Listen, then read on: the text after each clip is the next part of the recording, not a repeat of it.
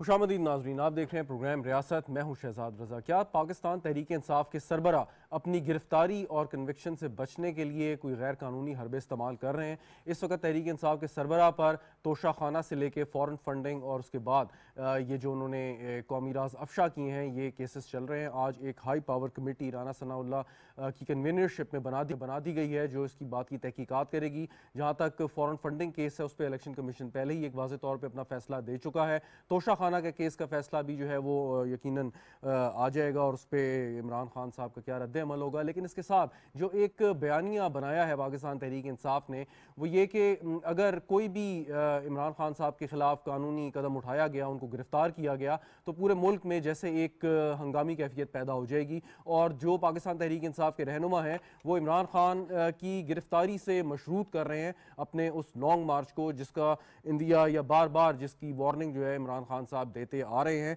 वो उसकी वजूहात क्या हैं? क्या वो वाकई चाहते हैं कि मुल्क में सही जमहूरी इस्तेहकाम पैदा हो और उसके साथ एक जो तसलसल है जमहूरियत का वो चलता रहे, या वो अपने केसेस से जान छुड़ाने के लिए ये इस किस्म के प्रेशर टैक्टिक इस्तेमाल कर रहे हैं? इस पर गुफ्तगू करेंगे। और इसके साथ आज एक बहुत अहम observation chief justice of Pakistan justice Umar Ata Bandial साहब ने दी, जिसमें उन्होंने कहा कि 62(1)F के तहत जो ताहयात नाअहली है ये ड्रैकोनियन है, यानी कि काला कानून है। इस पर पहले सुप्रीम कोर्ट अपना एक तशरीह कर चुकी है 62(1)F आर्टिकल की, जिस पर यह कहा गया है कि अगर कोई भी मेंबर कौमी असम्बली पार्लियामान का कोई भी मेंबर अगर सादिक अमीन और उस डेफिनेशन में पूरा नहीं उतरता तो उसको जो है वो ताहयात नाअहल किया जा सकता है। इसी क्लॉज के तहत साबिक वज़ीर आज़म मियाँ नवाज शरीफ साहब को सज़ा मिली और उनको नाअहल किया गया। अगर पाकिस्तान तहरीक इंसाफ के रहनुमा जहांगीर तरीन को भी सज़ा मिली और उनको ताहयात नाअहल किया गया। सुप्रीम कोर्ट का पहले का एक फ़ैसला है और अब सुप्रीम कोर्ट या चीफ जस्टिस साहब ने जो ये बयान जो रिमार्क्स दिए हैं, इससे शायद ये ज़ाहिर होता है कि सुप्रीम कोर्ट आगे चल के फैसल वाडा साहब का ये केस है उसमें कोई और मौक़िफ़ इख्तियार कर सकती है या इसकी मज़ीद तशरीह कर सकती है। बहरहाल ये मुअज़्ज़ज़ जज साहिबान का इस्तेहक़ाक़ है। इस पर गुफ्तगू करते हैं। मुझे स्टूडियो में ज्वाइन करें अफजल भट्ट साहब, सीनियर हैं बल्कि लीडर हैं, किसी तारुफ के मोहताज नहीं। बहुत शुक्रिया अफजल भट्ट साहब आपका। नसीम सिद्दीकी साहब हमारे साथ मौजूद हैं, तज्ज़ियाकार हैं, आपका भी बहुत शुक्रिया। फ़ारूक आदिल साहब हमें ज्वाइन कर रहे हैं स्टूडियो में, तज्ज़ियाकार हैं, सर आपका भी बहुत शुक्रिया। अफजल भट्ट साहब आपसे मैं आगाज़ करता हूँ। ये खान साहब जो एकदम से बहुत ज़्यादा गुस्से में आ गए हैं, एग्रेसिव हो गए हैं, ज़्यादा गुस्से से तनकीद का निशाना बना रहे हैं अपने मुखालिफिन को, इससे क्या नज़र आता है आपको? क्या ये अपने वर्कर्स को मोबिलाइज करने की कोशिश है या अपने केसेस से जान छुड़ाने की? देखिए, इसमें शहजाद 3-4 चीज़ें मिक्स करते हैं खान साहब की, कि खान साहब ने पाकिस्तान भर में 50-60 जलसे किए, एक मोबिलाइजेशन की। मैं क्योंकि एक ट्रेड यूनियनिस्ट भी हूँ, मैं ये समझता हूँ कि जब हम कोई एक मूवमेंट चलाते हैं तो हम अपनी हिकमत अमली बनाते हैं कि अगर हमने अपना टारगेट अचीव ना किया तो फिर आपने अपने वर्कर को कैसे सेटिस्फाइड करना है। अगर आप पूरे मुल्क की मोबिलाइजेशन करके ले आए तो उसमें हम पहले देख लेते हैं कि फर्स्ट प्रायोरिटी क्या है और क्या चीज़ लेकर हमने उठना है। इनकी क्या प्रायोरिटी है? देखिए, खान साहब जो 25 मई का अगर मैं देखता हूँ, वो एक ही बात थी कि मैं इलेक्शन की डेट लेकर जाऊंगा, ठीक है। अब इनसाइड सर्कल हमारे जो दोस्त खान साहब से मिलते हैं, आज वो कहते हैं कि 25 मई का मार्च मेरी गलती थी। अच्छा, बिल्कुल, मैं वो लोग जो खान साहब से मिले मैं उनकी बात करता हूँ। तो अब जो लॉन्ग मार्च करने जा रहे हैं, देखिए ये लॉन्ग मार्च जो खान साहब बार बार बात कर रहे हैं वो सिर्फ 25 मई की जो नाकामी है। अच्छा। ठीक है, बज़ाहिर वो लोगों में जो मर्जी कहते रहे, इनसाइड सबको पता है कि छोड़ दें कि खैबर पख्तूनख्वा की गवर्नमेंट उसमें इन्वॉल्व थी, आज़ाद कश्मीर के साथ थी। आप सिर्फ अटक से आगे शुरू करें तो गुजरात तक ये सारे MNAs MPAs जो हैं ये PTI के हैं।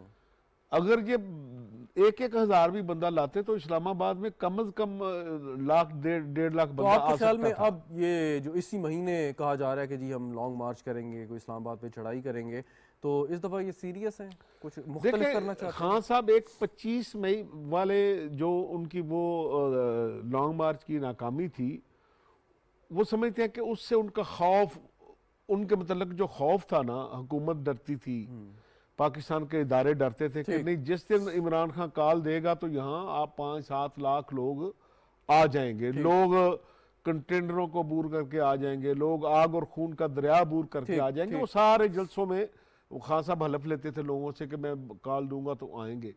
लेकिन उसके बाद प्रैक्टिकली ये हुआ कि फेडरल गवर्नमेंट जो उस वक्त डरती थी वाकई सही। कि अगर इमरान खान ने कॉल दे दी तो हम संभालेंगे कैसे। लेकिन 25 मई के उस नाकामी के बाद गवर्नमेंट का कॉन्फिडेंस बढ़ गया। सही। ठीक है, इदारों का खौफ खत्म हो गया। अब खान साहब बार बार जो बात करते हैं ना कि अब मैं पुरअमन आना चाहता हूँ, उनकी सिर्फ ये ख्वाहिश है कि मैं पंजाब गवर्नमेंट, दोनों केपी के गवर्नमेंट और चाहते हैं आपके कि कम से कम इतने मैं लोग ले आऊं कि पता चल जाए कि लोग मेरे कहने में बिल्कुल ठीक। नसीम सिद्दीकी साहब, ये खान साहब जो एक फेस सेविंग चाहते हैं, मतलब उनको क्या अभी तक ये अंदाज़ा नहीं हुआ कि पाकिस्तान की एक तारीख है कि लॉन्ग मार्चेस से, प्रोटेस्ट से कभी भी हुकूमत जो है, हुकूमत गई नहीं है, उसकी कुछ और वजूहात थी, तो अभी तक उनको ये रियलाइज़ नहीं हुआ, वो समझते हैं कि वो कामयाब हो जाएंगे। बिस्मिल्लाहिर्रहमानिर्रहीम। शहजाद, बहुत शुक्रिया। देखिए, एक तो मैं ये कहता हूँ कि ये जो जलसे, जुलूस, धरने, ये जमहूरियत का हुस्न होते हैं, इनको चलते रहना चाहिए, लेकिन ये पुरअमन होने चाहिए। और आपने बिल्कुल सही कहा कि आज तक पाकिस्तान की तारीख में कभी भी धरने, जलसे, जुलूसों से जो है वो हुकूमतें तब्दील नहीं होती हैं, लेकिन ये प्रेशर टैक्टिक होता है। जो भी सियासी जमात है वो अपने आप को लाइवली रखने के लिए वो कोई ना कोई इस किस्म की कॉल देगी। अब 25 मई को गुजरे कितना अर्सा हो गया, मई, जून, जुलाई, अगस्त, सितंबर, 5 महीने गुजर चुके हैं। उन्होंने तो 25 मई को कहा था कि मैं अगले वीक नई डेट दूंगा, तो वो सिर्फ ये खून को गरमाए रखने वाले बहाने होते हैं।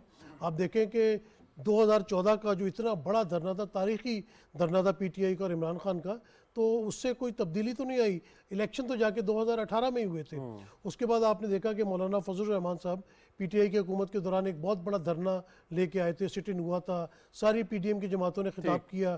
फिर बिलावल भुट्टो जरदारी कराची से लेके मार्च निकले, लेकिन हुकूमत किस तरह चेंज हुई? हुकूमत आईनी और कानूनी तरीके से चेंज। तो अब वो क्या खान साहब कोई अपनी वर्कर्स के सामने जो एक खिफत थी उसको मिटाना चाह रहे हैं, कोई फेस से नहीं चाह रहे हैं, क्यों आना चाह रहे हैं, वजह क्या है? देखिए वर्कर के सामने गिरफ्तारी से बचना चाहते हैं। कभी भी जो है ना, वर्कर के सामने खिफत नहीं होती, खिफत वाली बात नहीं होती। जो वर्कर होता है वो वर्कर होता है। अगर आप पे कोई इल्ज़ाम सही भी लग रहे हैं तो वर्कर तो नहीं मानता, वर्कर तो यही कहता है कि झूठे इल्ज़ाम हैं। जिस तरह मुस्लिम लीग नून के ऊपर करप्शन के इल्ज़ाम लगे, लेकिन उनका जो डाई हार्ड वर्कर था वो उनके साथ खड़ा रहा। और आप देखें कि मोहतरमा मरियम नवाज साहिबा ने भी जिस दिलेरी के साथ मुकाबला किया सारी चीज़ों का, जेल भी गई, मुकदमे भी फेस किए, अदालतों में भी गए, तो ये इसमें उसको फेस सेविंग वाली जो लीडर होता है उसके लिए कोई बात नहीं होती, लेकिन उसने अपनी पार्टी को अलाइव रखना होता है, इसलिए वो कोई ना कोई बातें कहते रहते हैं। खान साहब के ऊपर भी जिस तरह आपने बताया कि तोशा खाना वाला केस है, किसी वक्त भी उसका फैसला आ जाता है। अगर फैसला आ जाता है, उनके खिलाफ आता है, तो उनकी पार्टी के लोग तो नहीं मानेंगे, उनके वर्कर्स तो नहीं मानेंगे, तो वो एक प्रेशर डालने के लिए ये एक अहम बात है फारूक आदिल साहब जो नसीम सिद्दीकी साहब ने की कि इमरान खान साहब ने एक ऐसा माहौल बना दिया है कि फ़ैसला अगर उनके ख़िलाफ़ आए तो लोग तस्लीम नहीं करते, इसको कुछ और ही बात करते हैं कि इंतकामी कार्रवाई है। फ़ैसला उनके हक़ में आ जाए तो वो कहते हैं कि जी देखें इंसाफ की फ़तह हो गई और हमारा मौक़िफ़ दुरुस्त साबित हो गया। तो आप नहीं समझते ये बदकिस्मती से और ये बड़ी गलत एक रिवायत डालने में वो कामयाब हो चुके हैं? हम थोड़ा सा पीछे चलते हैं। जो अभी बात हो रही थी ना कि इमरान खान मान क्यों नहीं रहे, अभी उनका गुस्सा बढ़ता क्यों जा रहा है, अपने मुखालिफिन को क्यों वो रगेद रहे हैं और इदारों को क्यों रगेद रहे हैं और घर क्यों नहीं बैठ रहे। दो बातें हैं। एक बात तो ये है कि उनका एक स्टेटमेंट जिससे वो बाद में यू टर्न उन्होंने लिया, वो बहुत बुनियादी स्टेटमेंट है। ऐसा लगता है कि उनकी समझ में आ गया कि मुझे ये बात कहनी नहीं चाहिए थी, ये अपनी स्ट्रेटजी में रखनी चाहिए थी। वो क्या है, उन्होंने ये कहा कि मैं पार्लियामेंट में आने के लिए तैयार हूँ अगर आप तहकीकात करा दें। जी बिल्कुल ठीक है। इसका मतलब क्या है? इसका मतलब सिर्फ़ और सिर्फ ये है कि उनको ये पता चल गया है कि अब वो इंतखाबात नहीं ले सकते, ये हुकूमत मुस्तहकम हो गई है। किस एतबार से? सियासी एतबार से भी, इक़्तिसादी एतबार से भी, और जो उन्होंने बारूदी सुरंगें, एक तो उन्होंने इकनॉमिक्स में बिछाई ना, जो बारूदी सुरंगें खारजा ताल्लुकात में उन्होंने बिछाई थी उसका भी इलाज कर लिया गया है। तो ये तीन चीज़ें हो गई, और इसके अलावा उनको जहाँ से कन्वे होना चाहिए था वो कन्वे हो गया कि वो नहीं कुछ कर सकते। अब उनके पास क्या है? अब वो क्यों कह रहे हैं कि जी मैं लॉन्ग मार्च करूँगा? अब वो ये क्यों कह रहे हैं जी हम किसी मुकदमे का फ़ैसला नहीं मानेंगे? देखें, इमरान खान को ये भी पता चल गया है कि अब वो हॉट वाटर्स में हैं, और अब इससे निकलने का उनके पास कोई रास्ता नहीं है। बिल्कुल ठीक। एक चीज़ मुझे समझाएं कि शायद हम लोग बहुत जल्दी भूल जाते हैं, बड़ी शॉर्ट मेमोरीज हैं हमारी। वो वक्त भी आपको याद होगा जब असद कैसर साहब बड़े प्रेशर में थे और उनको वज़ीर आज़म हाउस तलब किया गया था और दबाव था कि इस असम्बली को तहलील करें, इस साइफर की सो कॉल्ड जो भी है इमरान खान साहब जो समझते हैं बेहतर उसकी बुनियाद पे। उसके बाद फिर सुप्रीम कोर्ट को इंटरवीन करना पड़ा और सुप्रीम कोर्ट ने वो फैसला दिया और वो कहा कि ये ऐसी कोई साजिश नहीं है और उसमें कुछ नहीं है। तो इतने बड़े बड़े इकदाम आपने किए और फिर भी हम समझते हैं कि शायद उन्होंने जो भी कुछ किया है वो बस एक सियासी एक हिकमत अमली थी, उसको कहा। लेकिन अगर देखा जाए तो ये बहुत बड़ा एक आइन शिकनी के मुतरादिफ काम है। ये आइन शिकनी तो ये है, और ये आइन शिकनी आपने कुछ अरसे तक उस पर लोगों को मोबिलाइज़ किया, जलसे जुलूस किए, फिर आपने ये देखा कि ग्रेजुअली जलसों का जोश व जज्बा और उसकी जो हाज़िरी है वो यानी कि अब बड़ा मुश्किल होता है कि आप किसी अपोजिशन की जमात हो, आप उसके बारे में कहें नहीं इनके यहाँ जोर टूट गया। लेकिन आप तवज्जो से देखें तो सही, अब वो जोशो खरोश नहीं है। सबब क्या है? सबब उसका ये है, और ये मैं बार बार लोगों से कहता हूँ कि जिस वक्त आप बिलो द बेल्ट जाते हैं, आप हर चीज़ को नेगेटिव ट्रीट करते हैं और लोगों को गाली देते हैं और पॉजिटिव बात को भी आप गलत अंदाज में पोर्ट्रे करते हैं, तो उसके नतीजे में ये एक इंटरनेशनल रिसर्च है कि उसके नतीजे में उस लीडरशिप पर एतमाद नहीं रहता, वो एतमाद कमज़ोर हो जाता है। इमरान खान अब उसका शिकार हैं। और अब जो कह आप बात मेरी मुकम्मल नहीं हो पाई थी कि वो हट क्यों नहीं रहे पीछे, वो इसलिए हट नहीं रहे कि वो समंदर में है, हाथ पाँव मारेंगे तो कुछ चांस है निकल जाने का, वरना हाथ पाँव नहीं मारेंगे तो डूब जाएंगे। नहीं, लेकिन देखें अब आप जब अपने कारकुनान के सामने, सपोर्टर के सामने खड़े होकर एक तकरीर करते हैं, उनको आप एक तरह से लेक्चर दे रहे हैं, एक तरह से उनकी आप एक तरबियत कर रहे हैं, तो आपको ये कितनी बड़ी एक आप कह लें सियासी ख़यानत मैं से कहूँगा कि आपकी तकरीबन 80% पाकिस्तान में हुकूमत है, पंजाब में आपकी हुकूमत है, केपी में आपकी हुकूमत है, गिलगित बल्तिस्तान कश्मीर में आपकी आज़ाद कश्मीर में। तो सवाल ये है कि इस सारे के सारे पर्क्स और प्रिविलेज और पूरे के पूरे सूबों को एंजॉय करते हुए आपको तारीख लेना तो आपका मकसद ही नहीं है। अगर आप आज तारीख लेते हैं तो आपको अपनी असम्बलीज भी तहलील करनी पड़ेंगी, तो आपके ख्याल में ये सिर्फ एक शोबदेबाजी है? ये तो एक तजाद है उनकी ना, उनकी शख्सियत में हमेशा तजाद रहा है। उन्होंने कभी भी ये रास्ता इख्तियार नहीं किया जो ठीक पॉलिटिकल रास्ता होता है। तो ये तजाद है उनका, और ये तजाद उनका कब नहीं रहा। और ये जो जिसको आप कह रहे हैं कि बदयांती कर रहे हैं अपने कारकुन के साथ, ये बदयांती 2014 से हो रही है और मुसलसल हो रही है। तो ये तो कोई नई बात नहीं है, ये तो उनके पॉलिटिकल कैरेक्टर का हिस्सा है, वो करते चले आ रहे हैं और ऐसे ही करते चले जाएंगे जब तक कि उनका सूरज गरूब नहीं हो जाता। सूरज गरूब नहीं होगा तो ये सूरज अभी गरूब होने के करीब है या नहीं? अफजल भट्ट साहब, सियासी तौर पे बात हो रही है। मैं सियासी तौर पे बात देखें, जो बात आप अभी क्वेश्चन कर रहे थे ना कि खान साहब इस हद तक अपने वर्कर को मोबिलाइज क्यों कर रहे हैं, पीछे क्यों नहीं हटे। देखिए, इलेक्शन तो होना है, 6 महीने बाद हो, 8 महीने बाद हो, साल हो। अब खान साहब ने इलेक्शन में जाने के उनके पास 2 रास्ते हैं, जिस तरह के मुस्लिम लीग उनके पास भी 2 रास्ते हैं कि आप जाएं और अपनी कारकर्दगी बयान करें कि भाई मैं वजीर आज़म बना, मैंने आपसे ये वादे किए थे, फलां वादा किया था, फलां वादा किया था, फलां वादा किया था, दुरुस्त, ये सारे मैंने पूरे कर दिए हैं, मेरी हुकूमत चलेगी, बाकी वादे मैं पूरे कर देता, मेरी कारकर्दगी ये है, ये बड़े कारहाय नुमाया मैंने सरअंजाम दिए हैं। जब वो उनकी कारकर्दगी को आप नून लीग की कारकर्दगी के साथ कंपेयर करते हैं ना, तो कारकर्दगी में वो मैच नहीं करते। उनको पता है कि लोग ये समझते हैं कि उनकी हुकूमत ने कोई डिलीवरेंस नहीं की, ये उनको भी पता है। अब उनके पास दूसरा रास्ता क्या है कि दूसरा रास्ता वही है कि जो 2014 का बयानिया था, वापस उसी पे आ जाए कि कम से कम अपने वोट बैंक को वो इंटैक्ट रख सके। कि अब या वो कारकर्दगी की बुनियाद पे जा सकते हैं। आप समझ गए मैं आपकी बात। हमारा वोटर इतना बाशऊर तो है कि वो इस नारे को जो है पहचान जाए कि चलें, पहली दफ़ा आप आए थे करप्शन के खिलाफ जिहाद का नारा मार के, एक चांस आपको दे दिया गया या दिलवा दिया गया, लेकिन अब तो लोगों को पता है कि आपकी परफॉर्मेंस क्या है या आपके दौर में कितनी करप्शन कम हुई कि आप पाकिस्तान करप्शन इंडेक्स में मजीद आगे चला गया। तो ये कैसे करप्शन का खात्मा? देखिए ना, खान साहब यही कर रहे हैं। वो आप देखें 2 चीज़ों पर कभी बात नहीं करते। जो पहले बात आपने की कॉन्स्टिट्यूशनल मामलात पे, वो कभी बहस नहीं करते कि ये जो तहरीक इल्म एतमाद आई थी, सही। कॉन्स्टिट्यूशन क्या कहता है कि 14 दिन के अंदर वोटिंग होनी है, डिटाई के साथ स्पीकर ने वो नहीं कराई। ये फिर कॉन्स्टिट्यूशन क्या कहता है कि जो फेडरल गवर्नमेंट नाम भेजेगी गवर्नर के लिए रिमूव करने के लिए, प्रेसिडेंट उस पर साइन करेगा। प्रेसिडेंट ने दोनों दफा 14 दिन पूरे किए, यानी उन्होंने ये इस मामले में वो कॉन्स्टिट्यूशनल चीजों को बिल्कुल एक साइड पे रख के कॉन्स्टिट्यूशन पे बहस नहीं करते।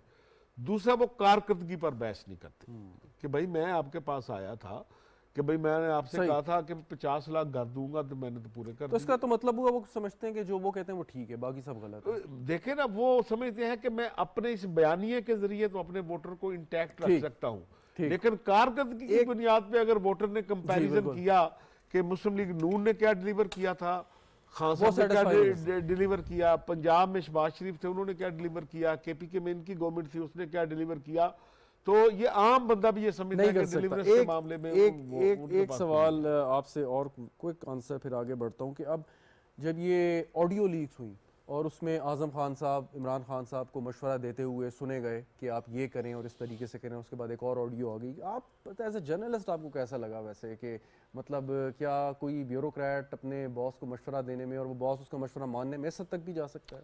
देखिए, पहली बात तो ये है कि इस तरह की बातों के साथ स्टेट के साथ नहीं खेलना चाहिए। ये स्टेट है, ये मुल्क है, तो सियासत भी है, खान साहब की सियासत है, वो अपोजिशन में आ सकते हैं, गवर्नमेंट में आ सकते हैं, और ये आज़म खान साहब तो ज़ाहिर है वो तो इस सारे सेटअप का हिस्सा रहे हैं, उन्हें पता है कि एक गवर्नमेंट जो सर्वेंट होता है उसकी जिम्मेदारी क्या है। एक तो उनको इस बात से नहीं करना चाहिए। दूसरा, मैं पर्सनली, क्योंकि मैं मुरे खारजा के बहुत से मामला को समझता हूँ, मुझे पता है कि साइफर आते हैं, पूरी दुनिया में जाते हैं, और वो इसलिए जाते हैं कि उस मुल्क की गवर्नमेंट बैठकर देख ले उस मुल्क में हमारे मतलब क्या बातचीत होती है। तो इसलिए जो तो कितना संगीन बात है ये, अगर ये साबित हो जाए कि इन्होंने ये किसी, पहली बात तो इस साइफर को पब्लिक करना बड़ी संगीन बात थी। कौन सा मुल्क अब आपके सफीर के साथ बात करेगा, मुझे ये बता दें। बिल्कुल सही कहा। और कौन सा पाकिस्तान का सफीर अब साइफर पाकिस्तान को भेजेगा? बिल्कुल ठीक कि भाईजान जिसने एक बंदे ने भेजा था तो उसके साथ क्या हुआ? नसीम सिद्दीकी साहब, ये तो बात होगी ना कि खारजा अमूर पे आपको किस तरीके के चैलेंज का सामना होगा, या स्पीकर जो आपका एम्बेसडर है वो सोचेगा कि भाई भेजें, बिल्कुल सही बात की है इन्होंने। लेकिन आपने जो इस ऑफिशियल सीक्रेट एक्ट की खिलाफ वर्जी की, जिस पे वज़ीर कानून ने भी बड़ी तफसील से प्रेस कॉन्फ्रेंस की है, वज़ीर दाखिला ने भी इस पे बात की है, तो ये आपका कितना संगीन जुर्म है? आप क्या समझते हैं कि आप सियासी मकसद के लिए कौमी राज को इस तरीके से इस्तेमाल करें? देखिए शहजाद, हमारे मुल्क मर्जी के मानी पहना, हाँ, हमारे मुल्क की तारीख इन चीज़ों से भरी पड़ी है कि प्रेस कॉन्फ्रेंसेस होती हैं, आप देखें कि पलंदे के पलंदे दिखाए जाते हैं। जब शहजाद अकबर साहब यहाँ मौजूद थे, आप देखें कि वो कितने बड़ी बड़ी किताबें और सबूत लेके बैठे होते थे, और हम उनसे ये कहते थे कि आपने प्रेस कॉन्फ्रेंस में ये साबित करना है, आप इन चीज़ों को अदालत में लेके जाएं और अदालत में साबित करें। आप लोगों के ऊपर करप्ट का, चोर का शोर मचा के उसको बदनाम कर देते हैं। बाहर के मुल्कों में ऐसा नहीं होता, और वहाँ पे तो इखलाकी इक़दार इतनी बुलंद है कि आपको शायद याद होगा कि जब ब्रेग्जिट हो रहा था तो उस वक्त डेविड कैमरॉन प्राइम मिनिस्टर थे, और उन्होंने यूरोपियन यूनियन में रहने की हमायत की थी, जबकि अवाम ने उसके खिलाफ वोट दिया। दूसरे दिन किसी ने उनसे इस्तीफ़ा नहीं मांगा, लेकिन वो खुद टीवी पे आए कि मैं अगर अपनी आवाम की पल्स को नहीं समझ सका तो मुझे उनका वज़ीर आज़म रहने का कोई हक़ नहीं है।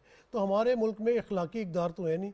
प्रेस कॉन्फ्रेंसेस के ज़रिए आप इन चीज़ों को साबित करने पे तुले हुए होते हैं। अगर कोई भी इस किस्म के मामलात हैं तो इनमें सज़ा और जज़ा शहजाद बहुत ज़रूरी है। अगर आप ऑफिशियल सीक्रेट एक्ट की बात करें, कितना संगीन जुर्म है, अगर इसके ऊपर सज़ा अब नहीं होती या केस भी नहीं चलता तो नेक्स्ट टाइम कोई भी इसकी। अच्छा, एक चीज़ और समझा दें कि बार बार पाकिस्तान तहरीक इंसाफ ये बात करती है कि जी हम तो पहले कहते थे साइफर एक हकीकत है, तो साइफर की या उस पैगाम की हकीकत से तो कभी किसी ने इनकार नहीं किया, फिर तहरीक इंसाफ ये आर्गूमेंट क्यों दे रही है कि जी हम तो पहले कहते थे जी हकीकत है, अब देखें अब तो सब कुछ साबित हो गया, ऑडियो लीक ने साबित कर दिया, हालांकि अपनी ऑडियो लीक। यार ये पता है शहजाद, इसमें मुझे ये बताएं कि जब चलो भट्टो साहब की बात छोड़ दें कि जब उन्होंने एटमी प्रोग्राम शुरू किया तो क्या कह गया, जब नवाज शरीफ ने एटमी धमाके किए, मुसलमान बेनज़ीर भुट्टो जो है वो मिसाइल टेक्नोलॉजी लेकर आई, जाके साइफर देख लें, बड़ा फॉरेन ऑफिस। आपने जो बात की ना कि साइफर को क्यों ये लेके, वो जो हमें पता चल जाता था। मतलब मैं आपको मैंने 5 साल पहले जब आजाद साहब थे जी जी बिल्कुल सफीर थे उधर अमेरिका में, हमें उन्होंने कहा कि भाई पाकिस्तान, मैं 4 साल पहले 5 साल पहले की बात कर रहा हूँ, कि पाकिस्तान के जितने तल्लुकात आज खराब है अमेरिका के साथ, इतने कभी भी नहीं थे। सही, हमें भी यहाँ पता होता है कि कौन से मुल्क के तल्लुक किस मतलब ये जवाब नहीं था किसी सूरत में। आपने जिस तरह सवाल पूछा ना, जो आपने सवाल पूछा उसमें ये कि आपने ऑडियो लीक के अंदर सुन लिया ना कि इसके साथ खेलेंगे, तो फिर वो खेल रहे हैं, कोई भी सियासी जमात है वो अपने तौर पे उसका बयानिया लेके चलती है। इसमें ये हुआ कि ये अपना बयानिया लेके चल रहे हैं, जबकि इसमें आप देखें कि कौमी सलामती कमेटी भी शामिल थी, उन्होंने 2 दफ़ा इसकी तहकीक की, वो इन चीज़ों को समझते हैं। आपने अक्सर देखा होगा कि भारत में जब कोई इस किस्म की एट्रोसिटीज़ होती हैं या कश्मीर में वो ब्रुटैलिटीज़ करते हैं, तो उनके दफ्तर ख़ारजा हमारा जो है इंडियन सफ़ीर को बुलाता है और उसको डिमाश करता है। इस तरह बहुत सारे मुल्कों के साथ जब आपके ताल्लुकात होते हैं और कोई नापसंदीदा चीज़ होती है, तो उस मुल्क के सफ़ीर को आप बुला के डिमाश करते हैं, उनको आप तंबीह करते हैं। तो ये मामला तो 70 साल से चल रहे हैं और चलते रहते हैं, क्योंकि पाकिस्तान बड़ी मुश्किलात से गुजर रहा है और जो जिस तरह इंटरनेशनल साजिशें भी होती हैं, ये उन्हीं का शख्साना है। फारूक आदिल साहब, अब खान साहब, एक तो इस पे अगर आप कोई कमेंट हाँ, इस पे मैं करना चाहूँगा साइफर पे। अगर हाँ, देखिए आपने ये कहा कि क्यों करते चले जा रहे हैं, यानी उसको बुलाया, उसका कि हम इसको खेलेंगे, और अब ये कह रहे हैं कि देखिए साइफर तो हकीकत है, हम ना कहते थे, अब इन्होंने खुद मान लिया। आपने कहा कि ऐसा क्यों कहा जा रहा है, यही सवाल था ना आपका जी। इसका जवाब ये है कि उनके पास कहने को कुछ नहीं है। जो कुछ लीक्स आई हैं, ऑडियो लीक्स आई हैं, और उसमें जो चीज़ें, जिन चीज़ों का इंकशाफ हुआ है, उसका जवाब नहीं है। तो उसका जब जवाब नहीं है तो ख़ुद उनके अपने हलके से इमरान खान साहब के और वो लोग जो मीडिया में उनके माजत खां हैं, उन्होंने ये सबसे पहले नुक्ता दिया कि देखा वो तो हो गया, अब तो आपने मान लिया। एक बात तो ये है।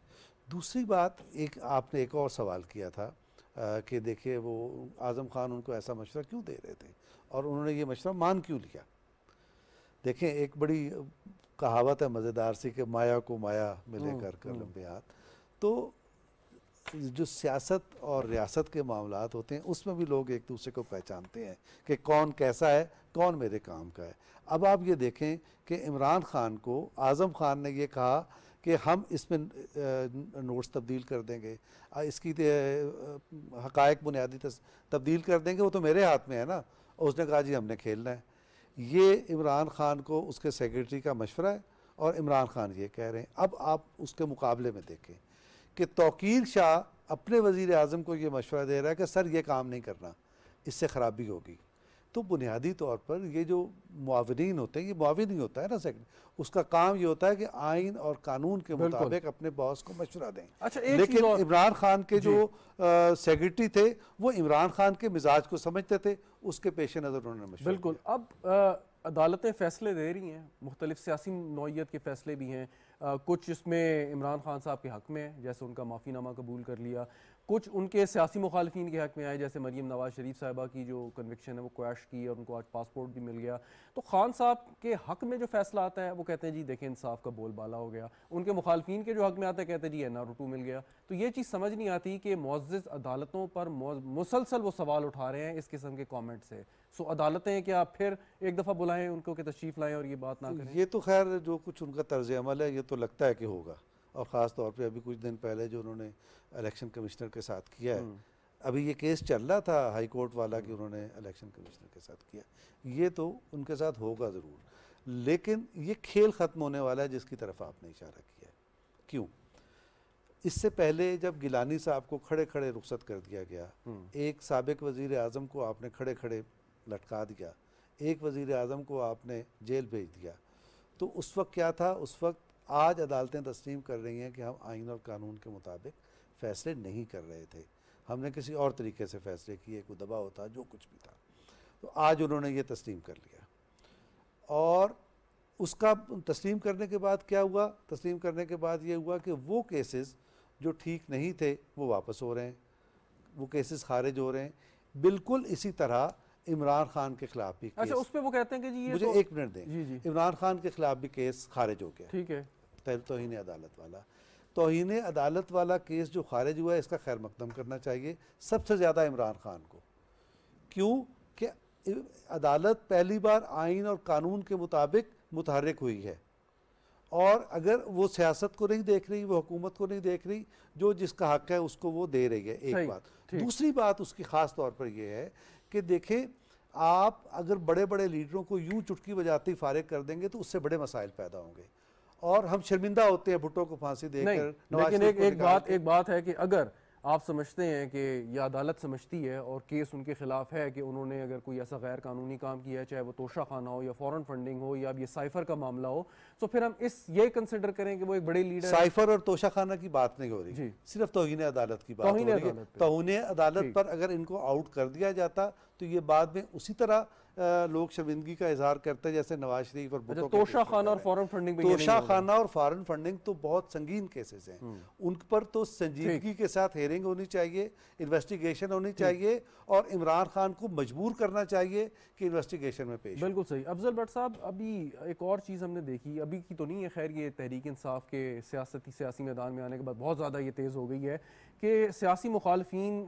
के साथ जो बद अखलाकी या बद तहजीबी, और हमने देखा कि लंदन की सड़कों पे जैसे मरियम औरंगज़ेब साहिबा को जिस तरीके से तंग किया गया, उसके बाद फिर कुछ टेम्पर्ड तस्वीरें मरियम नवाज शरीफ साहिबा की जारी की गई, उस पर शीरी मज़ारी ने ट्वीट किया, फिर डिलीट किया, फिर माफ़ी मांगी।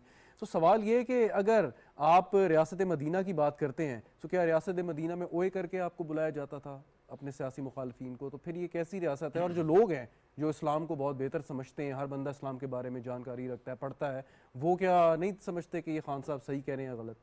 देखिए, रियासत मदीना तो बड़ी टॉप की मिसाल है। वो आप दावे करते हैं ना, किसी आम मुहज़्ज़ब माशरे में भी इस तरह नहीं होता। सियासतदान को पहली दफा तो नहीं सियासी बातें बनी, नहीं, हमारी सोसाइटी के लेन देन में ये नहीं है। हमारी कहते जी 90 में नून लीग ने किया था तो हम कर रहे हैं, तो क्या बुरी बात है? एक गली में ही दो कैंडिडेट होते हैं और वो एक दूसरे के साथ इसी तरह मिलते हैं जिस तरह के इलेक्शन से पहले वो मिलते थे। लेकिन अब ये जो कल्चर इंट्रोड्यूस हुआ है, ट्रोलिंग का मैं इसे कहूँगा, ये सिर्फ सियासतदानों के खिलाफ नहीं है, ये सबसे ज्यादा जर्नलिस्टों के खिलाफ इस्तेमाल हो रहा है। और मैं ये समझता हूँ कि ये जो इस तरह के ट्रोलिंग है किसी भी तरह की हो, खा वो डिजिटल मीडिया पे हो, सड़कों पर हो। आपको भी ताने मिलते हैं कि आप लिफाफा लेते हैं कुछ? ये देखे, हमारा हम कोई 5-7 दफा खान साहब के खिलाफ मुजाहरे कर चुके हैं, उनसे मुतालबा कर चुके हैं कि जब आप एक स्वीपिंग स्टेटमेंट देते हैं कि ये जर्नलिस्ट लिफाफा लेते हैं, तो आप पूरे पाकिस्तान के मीडिया को जो है वो ब्लेम कर रहे होते हैं। आप किसी का नाम ले ताकि उसके पास राइट नहीं, लेकिन वो आपको डिफेंड करे। वो नाम भी लेते हैं और उसके बाद कहते हैं जी मेरे पास कोई सबूत नहीं है, वो तो मैंने वैसे ही कह दिया। तो इसलिए मैं ये समझता हूँ, और मेरा ख्याल है कि पूरी दुनिया इस पर आएगी, कि ट्रोलिंग जो है इस वक्त दुनिया का सबसे बड़ा सेंसरशिप का हथियार है। कि पहले जो लोग सेंसरशिप के खिलाफ लड़ते थे उन्हें लोग हीरो की तरह ट्रीट करते थे, कि कोड़े खाता था, कोई जेल जाता था, कोई जद्दोजहद करता था। अब यह है कि जो तहरीके इंसाफ और दीगर जमातें कर रही हैं कि अगर कोई बंदा लिखता है, उसकी कोई बात पसंद नहीं है, तो उसकी बीवी के मतलब बातें की जाएंगी, उसकी बेटी के मतलब बातें की जाएंगी, उसकी फैमिली के मतलब बातें की जाएंगी। तो फिर उसके घर वालों का इनको पता है कि आप इसके घर वाले प्रेशर देंगे कि आपको क्या जरूरत है लिखने की। बिल्कुल सही, और इसको वो वेपन के तौर पर इस्तेमाल एक तो इसी पे अगर कोई कमेंट करे नसीम साहब, लेकिन साथ एक सवाल ये भी है कि जो सियासी मुखालफत को सियासी नफरत में जो तब्दील किया है इस सारे इशू ने, इसमें आप क्या समझते हैं, तहरीक इंसाफ का कितना हाथ है? देखिए शहजाद, जो पहले वाली बात कर रहे थे ना, अफजल भट्ट साहब ने भी उसका बड़ा तफसील के साथ जवाब दिया। पहले तो मैं भरपूर मजम्मत करता हूँ जो मोहतरमा मरियम औरंगज़ेब साहिबा के साथ लंदन में हुआ, और ये एक महज़्ज़ब मुआशरे में लोग रह रहे हैं ना। अगर हम लंदन जाके भी हमने तहजीब नहीं सीखी है तो फिर हमारा वहाँ जाने का क्या फ़ायदा? वो बड़े तहजीब याफ्ता मुआशरे हैं, और इस तरह की हरकत किसी के साथ भी नहीं करनी चाहिए। आपकी अपने घर की माँ बहनें नहीं है, मतलब जो दूसरा के लोग जो एक पॉइंट में ऐड रसूल पे कर सकते हैं, तो इसमें गलत है ना, गलत है ना, एक पॉइंट इसी में ऐड करूंगा। ये कहते हैं कि लोग रिएक्ट करते हैं, ये किसी माठी से माठी पॉलिटिकल पार्टी के लिए ये मसला ही नहीं है कि किसी सियासतदान के खिलाफ 25-30 बंदे खड़े कर। दुरुस्त, ये कोई इश्यू नहीं है। मैं छोटी जमातों की बात कर रहा हूँ, बड़ी बात की बात अल्लाह करे कि बाकी जमातें इस कल्चर को अडॉप्ट ना करें, लेकिन अगर वो भी इस कल्चर को अडॉप्ट करना चाहें तो कोई इशू नहीं है किसी सियासी इसकी जमात दो के लिए। चीज़ें हैं, देखें शहजाद, इसमें दो चीज़ें, एक देखें ना कि आपके मुल्क की भी बदनामी होती है। अगर आप किसी भी मुल्क में इस किस्म की हरकत कर रहे हैं तो वो नोटिस करेंगे कि ये कौन से मुल्क के बाशिंदे हैं। तो आप तो एक एम्बेसडर हैं, सफ़ीर हैं अपने मुल्क के, इस तरह की हरकतें ना, और ये जो पोलराइजेशन बढ़ती चली जा रही है, इसमें तो आपने भाई को सामने भाई को लाके खड़ा कर दिया। बिल्कुल सही। इसी पे एक क्वेश्चन फिर अगले टॉपिक पे चलते हैं, वो ये कि ये जो एक कहा जाता है कि कुछ ऐसी कमेंट्स हैं जो मतलब ख़वातीन की तौहीन के ज़ुमरे में आते हैं, अंग्रेज़ी में जिससे मिसोजिनिस्ट कमेंट्स आप कह सकते हैं। तो खान साहब की अनफॉर्चुनेटली वो एक पार्टी के रहनुमा साबिक़ वज़ीर आज़म हैं कि वो शायद बात करते हुए उन्हें एहसास नहीं होता, या क्या जानबूझ के शायद करते हैं कि उनके मुंह से जो जुमले निकलते हैं वो इस नौयत के होते हैं कि फिर अगर कारकुनों में तक वो बात जाएगी तो वो जो इस तरीके से रिएक्ट करेंगे। तो क्या पहले उन्हें खुद अपनी इस्लाह करनी चाहिए कि वो इस किस्म की ज़बान इस्तेमाल ना करें, देखिए ख़ास तौर पे ख़वातीन के बारे में? देखिए, हमने तो जो पढ़ा है या बुज़ुर्गों से सुना है, वो ये कहते हैं कि जलसा आम का जो स्टेज है उसका एक तकद्दुस होता है। बिल्कुल। और जो तकद्दुस है उससे कोई ऐसी गिरी हुई बात आप न करें जिससे आपकी सियासी जमात, आपके सियासी मौक़िफ़ और आपके कारकुन की लोग तौहीन करें, लोग उसको नापसंद करें, उसको रिजेक्ट करें। एक पहलू तो उसका ये है, और ये बात शायद इमरान खान ने सीखी नहीं है, या इमरान खान जब अपनी सियासी जमात बना रहे थे तो उन्हें कोई बताने वाला नहीं था। महराज मोहम्मद ख़ान जैसा सीनियर आदमी था जो इस चीज़ को समझते थे, लेकिन महराज मोहम्मद ख़ान को उन्होंने जलील करके पार्टी से निकाल दिया, इसलिए कि वो उनको को ठीक मशवरा देते होंगे। तो एक पहलू तो उसका ये है। दूसरा पहलू ये है कि आपके पास अगर स्ट्रॉन्ग मैसेज ना हो, आपको मालूम हो कि जो बात आप कह रहे हैं वो वज़न नहीं रखती, उसकी कोई बुनियाद नहीं है, ठोस हकीकत नहीं है, तो फिर आप उसके बाद क्या करेंगे? मोहल्ले में बदमाश क्या करता है? वो गाली देता है ना आपको, आपका गिरेबान पकड़ता है। तो बदकिस्मती से इमरान खान ये कर रहे हैं, और ये असल में ठीक है, पोलराइजेशन हो रही है, ख़राबी हो रही है, असल में वो अपने साथ ख़राबी कर रहे हैं। और अपने साथ ख़राबी क्या कर रहे हैं? पाकिस्तान की सोसाइटी को आप जितना भी ख़राब कर दें, उनको जितना गालियों का आदी बना दें, पाकिस्तान की सोसाइटी वज़न रखती है। वो नहीं पसंद करेगी कि आप मरियम औरंगज़ेब, मरियम नवाज़ या ABC, किसी के बिलावल भुट्टो जरदारी, किसी के साथ आप बदतमीज़ी करें, वो नहीं पसंद करेगी। मैं आपको ये गारंटी के साथ कहता हूँ कि ये आवाज़ तहरीक इंसाफ के अंदर से उठेगी और इमरान खान को कोई जाए पनाह नहीं। बिल्कुल ठीक। अफजल भट्ट साहब, आज जो चीफ जस्टिस ऑफ पाकिस्तान ने जो रिमार्क्स दी, ऑब्जर्वेशंस दी फैसल वाडा के केस में, कि वो जो 62(1)(f जिसके बारे में बड़ी बहस हुई है कि वो जो है वो एक ड्रैकोनियन लॉ है, कानून है, और उस पर पहले सुप्रीम कोर्ट ने एक दफ़ा तशरीह कर चुकी है। नवाज़ शरीफ साहब या जहांगीर तरीन को उन्होंने इसी आर्टिकल की ताहयात नाहिली। सो अब अगर सुप्रीम कोर्ट समझे और इसमें उसकी दोबारा से मज़ीद तशरीह करे और ताहयात नाहिली ख़त्म हो जाए, तो इससे आपके ख्याल में बेहतरी आएगी, या जो सियासतदानों के साथ ज़्यादती हुई है उसका अजाला हो पाएगा? देखिए, एक तो यह है कि मेरा अपना ख्याल यह है कि एक पॉलिटिशियन जो होता है वो अवामी अदालत से रोज़ गुजरता है और 5 साल तो अवामी अदालत में जाता ही जाता है। तो इस तरह के मुकदमात में किसी सियासतदान को डिसक्वालीफाई करके घर बिठाना, इससे बड़ी ज़्यादती कोई नहीं होती। ये राइट पाकिस्तान के अवाम का है, वो किसको वोट देना चाहते हैं, किसको इलेक्ट करना चाहते हैं, किसको रिजेक्ट करना चाहते हैं। तो मेरा अपना ख्याल यह है कि ये इख्तियार अदालतों ने जो इस्तेमाल किया उस वक्त भी नहीं इस्तेमाल करना चाहिए था, और अदालतों से ये गलती हुई है तो उसकी तलाफ़ी अदालतों को करनी चाहिए, और कोई ऐसी मिसाल कायम करनी चाहिए कि जिस तरह पहले मेरे दोस्त बता रहे थे कि एक इलेक्टेड प्राइम मिनिस्टर को आप सूली पे चढ़ा देते हैं, एक इलेक्टेड प्राइम मिनिस्टर को खड़े आप फ़र्क कर देते हैं, एक को मुल्क से बाहर भेज देते हैं।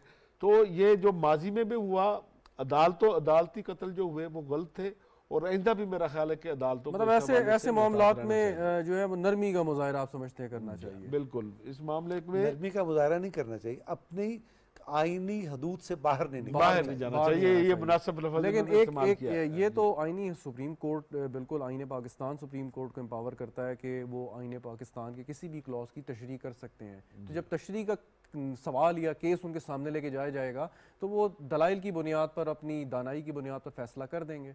यकीनी तौर पर वो आज क्यों कह, सॉरी मैं अब्दुल भट्ट साहब माफ़ी चाहता हूँ, फिर आज क्यों कह रहे हैं कि ये ड्रैकोनियन लॉ है? तो इसका मतलब ये है कि उनसे गलती हुई थी।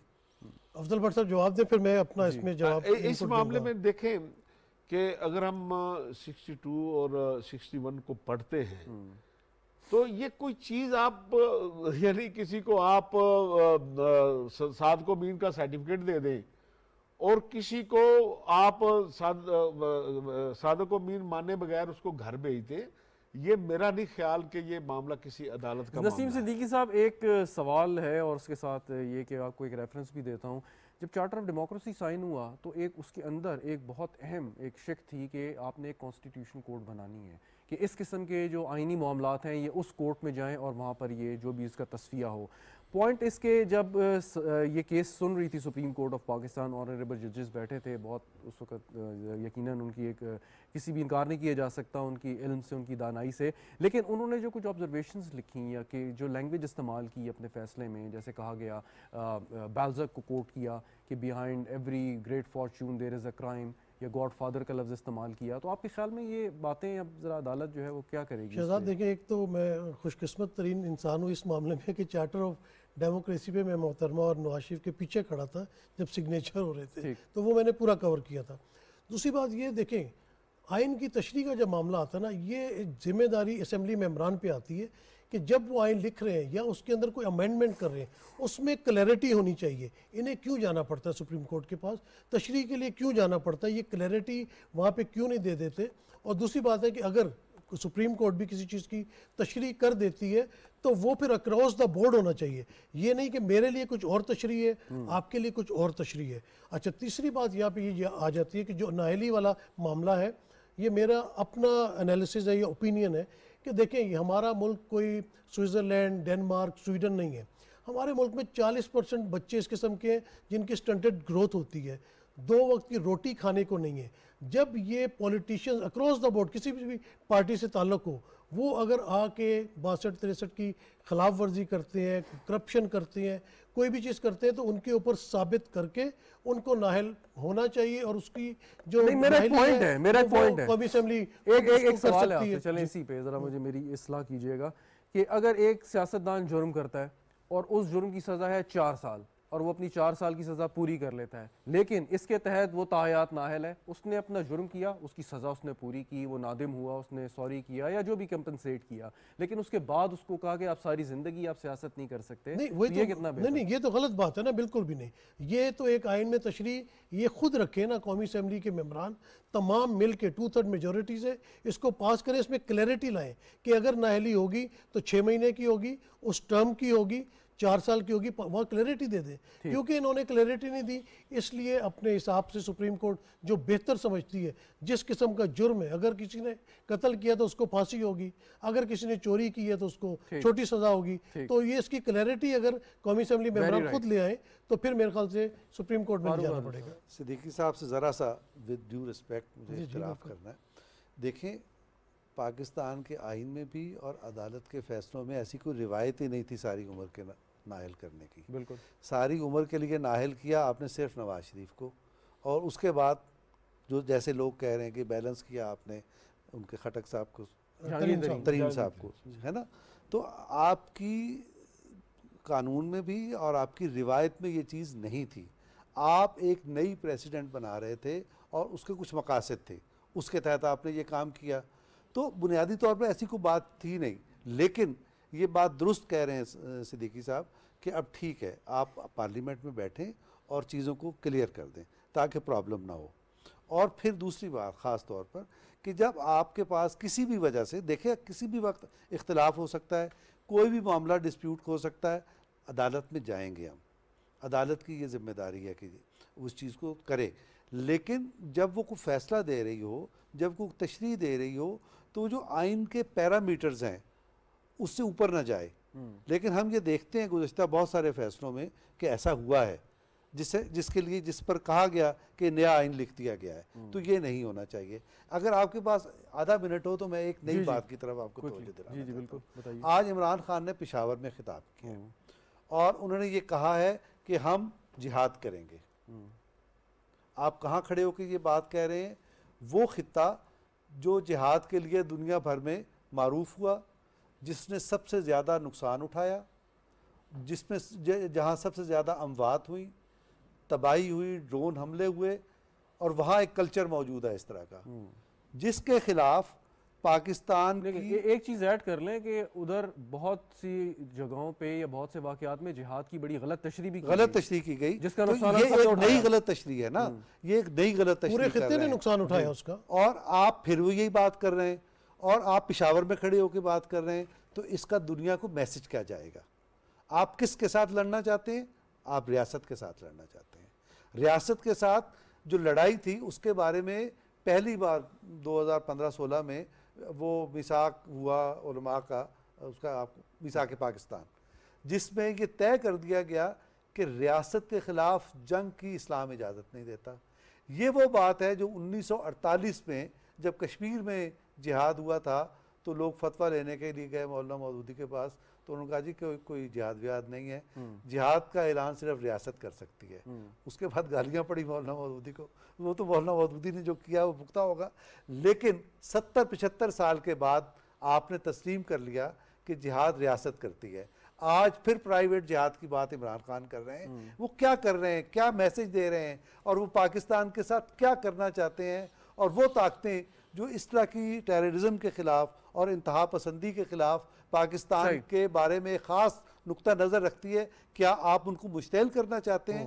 तो इमरान खान को ज़रा होश के नाखून लेने चाहिए। आखिरी मिनट है, जिहाद की बात इन्होंने की, तो वो 3 साल जब आपको मिले, आप वज़ीर आज़म हाउस में थे, तो उस वक्त जिहाद कहाँ चला गया था कि आप वज़ीर आज़म हाउस को यूनिवर्सिटी बनाना चाह रहे थे और आप पता नहीं कहते थे मैं साइकिल पे अपने घर से PM हाउस आऊँगा, तो आप तो हेलीकॉप्टर से उतरे ही नहीं। देखिए, इट इज़ अनफॉर्चुनेट कि खान साहब ना तो अपनी कारकर्दगी बता रहे हैं, ना कोई आइंदा का प्रोग्राम दे रहे हैं, बस जिहाद करना है उन्होंने कि वो ऐसी चीज़ें कि क्या आप पाकिस्तान को आज़ाद देखना चाहते हैं या गुलाम देखना चाहते हैं? कौन कहेगा जी मैं पाकिस्तान को गुलाम देखना चाहता हूँ? क्या ये चाहते हैं कि पाकिस्तान का जो है वो किसी के आगे हाथ ना फैलाए? भाई कौन चाहते हैं? तो क्या आप इस्लाम क्या चाहते हैं या वो, ये तो वही खान साहब का तरीकाकार है जिस तरह जनरल ज़ियाउल हक ने कहा था कि अगर आप इस्लाम चाहते हैं तो फिर मेरे मुझे वोट दे दें। ये डिक्टेटर्स का तरीका है ये कि आप यस और नो पे लेके जाएं। शहजाद देखिए, डेमोक्रेसी में ये नहीं इस वक्त मामला ये है कि तमाम सियासतदानों को मिलजुल के पाकिस्तान के बारे में सोचना चाहिए। आप देखिए सैलाब का जिस तरह प्रोग्राम के आखिरी हिस्से में आइडियलिस्ट बन गए हैं, लेकिन मुझे ये बताएं कि मिलजुल के इमरान खान साहब कहते हैं जी मैं तो बैठना ही नहीं चाहता, मैं जो है किसी और के साथ मुज़ाकरात कर लूंगा। मैं सबको इसलिए कह रहा हूँ कि इस वक्त जो सैलाब की तबाहकारियाँ पाकिस्तान में आई हुई हैं और जो मईशत जिस तरह नीचे जा रही है, तो सबको सोचना पड़ेगा। इमरान खान भी उसमें शामिल है कि पहले पाकिस्तान है तो हम है, उसकी खबर नहीं हुई ना इमरान खान को, पाकिस्तान है तो हम सब है ना। तो अगर सब मिलजुल के बैठेंगे, जिसमें खान साहब को ही सबसे पहले बैठना है, बाकी तो शहबाज शरीफ तो 10 दफ़ा कह चुके हैं कि मैं चार्टर ऑफ जो है वो इकॉनमी करना चाहता हूँ। तो बात यह है कि इस वक्त जिहाद की ज़रूरत नहीं, जिहाद मुल्क के लिए ज़रूरी है ताकि आप उसकी मईशत को बेहतर कर सकें। जो इस तरह आम आदमी आजकल जिस तरह वो महंगाई में के तूफान में फंसा हुआ है, ये किसने फंसाया है? ये इससे निकालने की इस तरह ज़रूरत है, बाकी जिहाद याद अभी किसी चीज़ की ज़रूरत नहीं है। बिल्कुल ठीक, बहुत शुक्रिया आपका अफजल भट्ट साहब हमारे साथ मौजूद थे, नसीम सिद्दीकी साहब आपका भी बहुत शुक्रिया, फ़ारूक आदिल साहब हमें आपने ज्वाइन किया। नाज़रीन, गुफ्तगू नहीं, और इमरान खान साहब दिन ब दिन जो उनके लहजे में एक सख्ती आ रही है या वो एक गलत ज़बान इस्तेमाल कर रहे हैं अपने सियासी मुखालफिन के ख़िलाफ़, तो बज़ाहिर लगता है कि उनको शायद ख़तरा है कि उन्हें गिरफ़्तार कर लिया जाएगा या सियासी तौर पर वो एक इर्रेलेवेंट हो जाएंगे, जिसकी वजह से ये सारी चीज़ें हो रही हैं। और एक चीज़ जो अगर आपने लॉन्ग मार्च करना है अपनी जमहूरियत बचाने के लिए, मुल्क बचाने के लिए करना है, सो एक सवाल ज़रूर है जो तहरीक इंसाफ के दोस्तों को अपने रहनुमाओं से ज़रूर करना चाहिए कि उस मार्च को इमरान खान की गिरफ्तारी से जो मशरूत करना शुरू कर दी है, ये क्या वजह है? इस सवाल का जवाब का इंतज़ार हमें भी रहेगा। उस वक्त तक के लिए इजाज़त, खुदा हाफ़िज़।